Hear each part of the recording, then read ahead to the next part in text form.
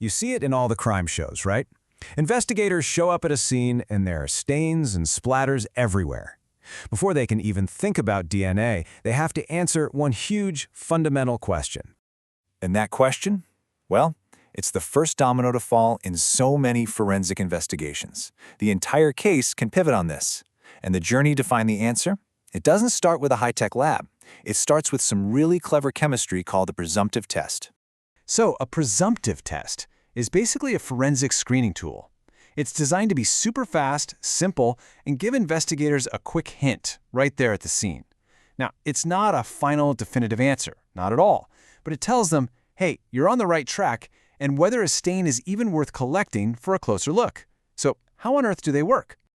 Okay, so the chemistry behind this is actually pretty brilliant. It all comes down to a component in our blood's hemoglobin called heme. Heme has this special ability. It acts like a catalyst, kind of like a chemical matchmaker.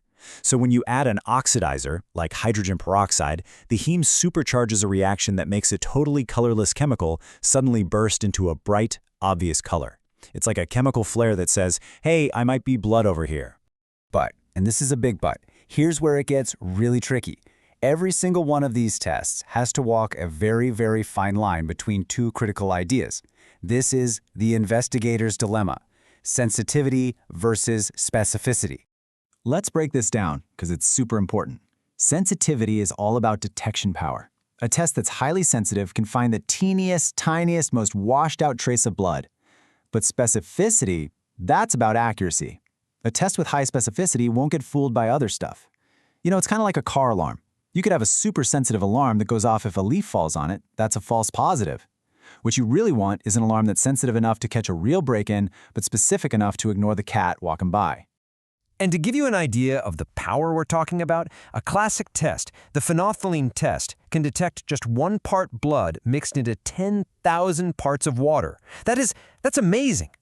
But wait, it gets even crazier. Other tests, like one using a chemical called tetramethylbenzididine, or TMB, can spot blood at a dilution of 1 in a million. I mean, that's just mind-blowing sensitivity. But, as we'll see, that extreme power can sometimes be a double-edged sword. So over the decades, scientists have come up with a whole lineup of these little chemical detectives, and each one has its own personality, its own strengths, and its own weaknesses. Let's meet some of the key players in the forensic world. Okay, let's take a look at a real classic, the Kastle-Meyer test. It's a pretty simple process. First, an analyst gets a sample of the stain on a swab. Then, they add the first chemical reagent. Nothing should happen. That's actually a really important control step. Then they add the hydrogen peroxide. And if heme is there, boom, you get this immediate, vibrant pink color. And it's not just pink. That's what's so cool. Different tests have their own unique signature color reaction. You can see the bright magenta of phenolphthalein, this really deep blue-green color from another test, and even this amazing glowing blue from tests like Blue Star. Each color is its own little signal. So how do they all really stack up against each other? This chart really lays out that trade-off we were talking about. Look at TMB. Its sensitivity is just off the charts, 1 in a million, but its specificity is low. That means it's more likely to give you a false positive. Then you have phenolphthalein and LMG, which are super specific but a little less sensitive. And then you get to the sweet spot, modern tests like Luminol and Blue Star. They somehow manage to deliver both incredible sensitivity and really high specificity, which makes them amazing for finding evidence that someone tried to clean up. And that trade-off leads us straight to the single biggest headache in presumptive testing, the false positive problem. Because these tests are looking for that specific catalytic activity, they can sometimes get tricked by other things that act in a chemically similar way.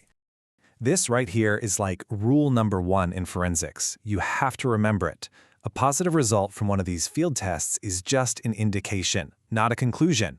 It means maybe, not definitely. And that's because there are a few usual suspects that can throw things off. So, what kind of things can fool these tests? Well, you'd be surprised. Plant materials like horseradish or potatoes have enzymes that can do the same thing as heme. Chemical oxidants like plain old rust can do it too. Even household bleach can trigger a color change. And this is exactly why a causative test at the scene always has to be followed up with more definitive tests back at the lab. Okay, so after all of that, with all these options, all these limitations, you're probably wondering, what's the verdict? Which tests do scientists actually think is the best one to use? Well, the answer to that has actually changed a bit over time. For a really long time, the Kastle-Meyer or phenolphthalein test was the king. It was the absolute go-to. And why? Because it just hit that perfect sweet spot. A big study back in 1991 called it the best single test because it had good sensitivity, but more importantly, it had really high specificity. That meant fewer false alarms from things like vegetables. But, science marches on. Today, those amazing chemiluminescent tests like Luminol and Blue Star are often the favorites. They give you that incredible combination of insane sensitivity. I mean, they can find blood that was wiped down and cleaned weeks ago, while still being really specific and reliable. They literally make invisible evidence glow in the dark. And that really brings us to the final and most crucial point. A positive presumptive test is never, ever the end of the story. It's just page 1. The very next step is what's called a confirmatory test back at the lab, a test that will prove without any doubt that the stain is not only blood, but that it's human blood. And that is when the investigation really starts to get interesting.